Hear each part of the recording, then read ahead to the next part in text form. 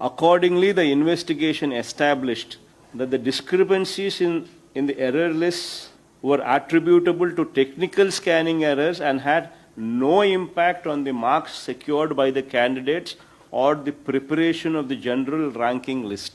SIT వాళ్ళ సిట్టే ఇచ్చిన report OMR valuation స్లిప్పుల్లో ఎలాంటి మార్పులు చేర్పులు లేవని, జవాబు పత్రాల్లో కూడా ఎలాంటి మార్పులు చేర్పులు చోటు చేసుకోలేదని, అభ్యర్థులు సాధించిన మార్కుల పైన వారి ర్యాంకుల పైన ఎలాంటి ఇంపాక్ట్ కూడా చూపలేదని స్వయంగా సిట్ చెప్పిన తర్వాత ఇందులో ఆర్గ్యుమెంట్ ఎక్కడుందని అడుగుతాము.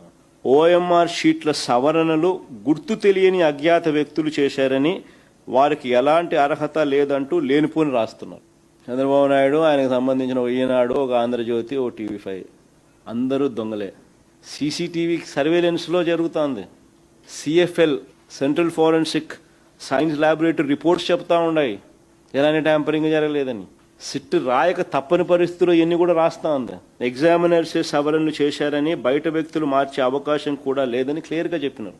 అంటే మేము అధికారంలోకి వచ్చే నాటికే ప్రిలిమ్స్ అయిపోయినాయి స్వామి. మేము ప్రిలిమ్స్ పాస్ అయిపోయిన వాళ్ళకు మాత్రమే మెయిన్స్ కండక్ట్ చేసినారు. వీళ్ళు వాళ్ళకు మాత్రమే ఉద్యోగాలు ఇచ్చే కార్యక్రమాలు జరుగుతున్నాయి వాళ్ళలోనే. అందులో దానికి సంబంధించి బోర్డులో వాళ్ళే ఉన్నారు సగం మంది. ఏపీపీఎస్సీ పేపర్లు ఎవాల్యుయేషన్ అనేది నిజంగా ఎలా జరుగుతాయి అనేది ఒకసారి అర్థం కావాలి. ఒకసారి దిద్దిన తర్వాత కరెక్షన్స్ చేశారంట, తప్పంట.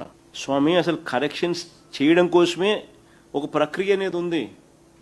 స్టూడెంట్కు, క్యాండిడేట్కి ఏదైతే ఎగ్జామ్ రాస్తారో ఆ రాసిన క్యాండిడేట్కి నష్టం జరగకూడదని మల్టిపుల్ చెక్స్ ఉంటాయి. మల్టిపుల్ లేయర్స్లో కరెక్షన్స్ చేస్తారు. ఇది యూపీఎస్సీ అయినా కానీ, ఏపీపీఎస్సీ అయినా కానీ ఇది ఒక ప్రక్రియ. అనేక దశలు, అనేక మంది బాధ్యులు ఉంటారు. ఒక క్యాంప్ ఆఫీసర్ ఉంటాడు, ఆయన కింద అసిస్టెంట్ క్యాంప్ ఆఫీసర్ ఉంటాడు, ఆయన కింద ఎగ్జామినర్ ఉంటాడు. ఎగ్జామినర్ చేసిన ఎవాల్యుయేషన్ పరిశీలించడానికి ఒక స్క్రూటనైజర్ ఉంటారు. వీళ్ళందరి మీద ఒక చీఫ్ ఎగ్జామినర్ ఉంటాడు. ప్రతి జవాబు పత్రాన్ని వీళ్ళంతా చూస్తారు. జవాబు పత్రం వీళ్ళందరి దగ్గరకు వెళ్తుంది. ప్రతి ఒక్కరూ దాన్ని పరిశీలిస్తారు. క్యాండిడేట్కు నష్టం జరగకుండా ఎక్కడైనా తప్పులు జరిగితే సరిదిద్దాల్సిన చోట వీళ్ళంతా సరిదిద్దుతారు.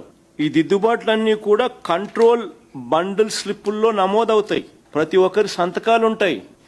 డిస్ప్లే చేయమా, ఇది కంట్రోల్ బండిల్ స్లిప్. ప్రతి ఒక్కరి సంతకాలు ఉంటాయి. ఏ పేపర్ ఎవరిది అని, ఏ స్టూడెంట్ది అని ఎవరికి తెలియదు. బార్కోడ్. అసలు ఎగ్జామ్ కరెక్ట్ చేసే ఎగ్జామినర్కి అసలు తెలియని కూడా తెలియదు ఈ పేపర్ ఎవరిదని. స్టూడెంట్ పేరు ఉండదు, బార్కోడ్ ఉంటుంది అంతే. మన సీసీటీవీ ఫుటేజ్లు కూడా కొత్తగా యాడ్ చేసినారు. సీసీటీవీకి కూడా రొటీన్గా జరిగే ప్రొసీజర్ను లో ఏదేదో తప్పులు జరిగినట్టుగా భూతద్దం పెట్టి మ్యాగ్నిఫై చేసి తప్పులు జరిగినాయి అన్నట్టుగా బండలేయడం చేసే కార్యక్రమం ఎంత మటుకు సబబని అడుగుతామన్నా నేను. 6వ పాయింట్, రిటర్న్ టెస్ట్లో తక్కువ మార్కులు వచ్చిన వారికి ఇంటర్వ్యూలో ఎక్కువ మార్కులు వచ్చాయని మరొక వక్రీకరణ. నేను చంద్రబాబు నాయుడు గట్టిగా అడుగుతా ఉన్నా, చంద్రబాబు సవాలు విసురుతా ఉన్నా. ఆయన గత హయాంలో జరిగిన ఏపీపీఎస్సీ మొత్తం ఫలితాలను బయట పెట్టగలడా? ఇంటర్వ్యూలో ఎన్ని మార్కులు వచ్చినాయి, రిటర్న్ టెస్ట్లో ఎన్ని మార్కులు వచ్చాయని చెప్పి డిఫరెన్షియేట్ చేస్తూ చూపించగలడా? ఛాలెంజ్ చేస్తా ఉన్నా.